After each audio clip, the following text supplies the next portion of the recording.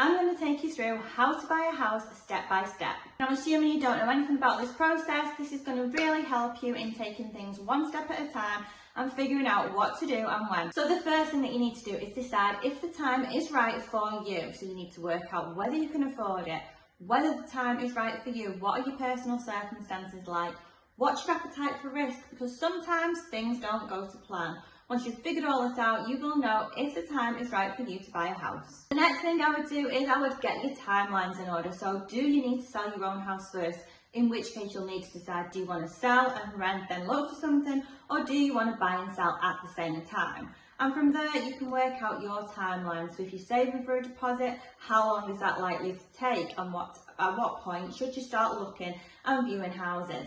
Now, it usually takes at least 3 months, and it can take much longer to buy a house. So once you've got your deposit, you need to be looking at getting your mortgage approved, searching areas, viewing houses, making offers, getting surveys, all the legal work, negotiation, and at the very end of that, you're exchanging complete. So be sure to factor all these times in. And then you want to look at your costs. So make sure that you do this well in advance, because what you don't want to do is find that you haven't got enough money for all the hidden costs that come along with home buying. So you want to think about things like a valuation fee, a mortgage arrangement fee, which sometimes can be added onto the mortgage, so don't stress too much about this one. Then you've got things like your survey. This is optional, but it's highly recommended.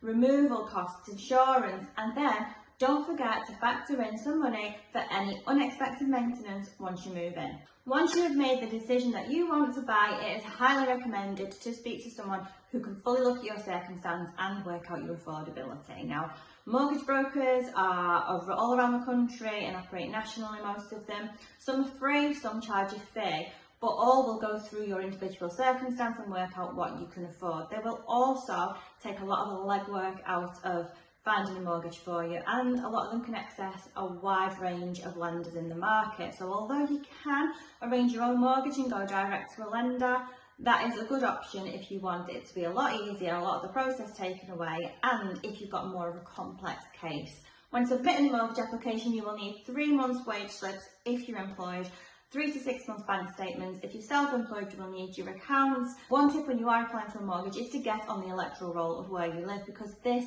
proves your identity, it proves who you are, who you say you are, and where you live. But the first thing you need before you start looking for a house is a decision in principle from a lender. So this is basically proving your affordability, so you can then go off viewing houses. And once you've started the ball rolling on all that, then comes the fun part. You can start to look at areas and try and find your dream home. When looking at areas, don't worry if you're looking at areas initially that you can't afford, because you can widen your search. You can do lots of online research to check out these areas and see if they are what you're looking for. You can look at transport links, you can look at schools, you can look at amenities, you can do this all online. And I'd also recommend visiting areas as well to check out whether you get a good vibe for it. Once you find an area, then you can start viewing properties. But if you want to get away from the main competition of everybody who's registering with estate agents and everybody who's looking day after day on tools like Rightmove, then what I would say is think outside the box. Get out there, get telling everybody that you're looking, and you can even visit areas. You can look out for sales boards, and one tip is sales boards can often go up before a property goes online, so don't sleep on this. At this point, it's wise to start contacting some solicitors, because you will need a solicitor to carry out your legal work. Start getting a few quotes, start making a few inquiries, so that when you come to put an offer on a house, you know who you're going to appoint. And then the exciting bit of viewing houses. But what you want to do is you want to make sure that you get the most out of them viewings. So step away from the decor, stop looking at the paintwork and the fancy sofa. Focus on things like the roof condition, the brick condition, any cracks in the walls, any damp, the age of the central heating system and the electrics in the house. Look for all these different structural things, because this will not only give you an idea of any issues of the house, but it'll also give you peace of mind if you know that things are new or you know that things have been replaced. Now, you found the one and you want to make an offer. And Dave down the pub said most people put in about 5,000 less. Stop. What you want to do is you want to evidence your offer, because if you go in too low for no apparent reason, there's a good chance that you'll ruin your relationship with the seller and they could just reject it straight out. What you want to do is you want to use all your research you've done before and some new research if you want to look at house prices in the area, comparable properties that have sold, the condition of the property which you looked at on your viewing. Put this all together, and evidence a strong offer, and this makes the seller more likely to consider your offer and even accept it.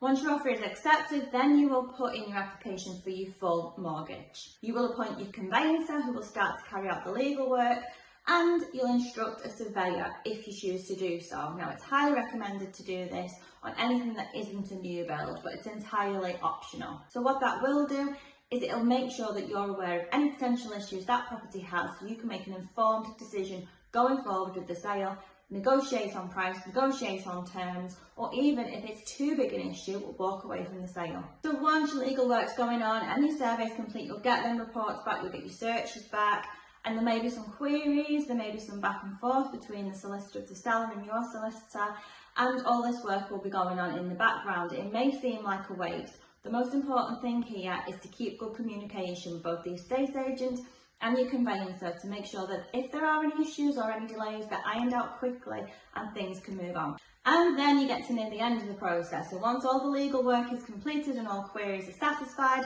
then your solicitor will exchange contracts and you will get a date for completion.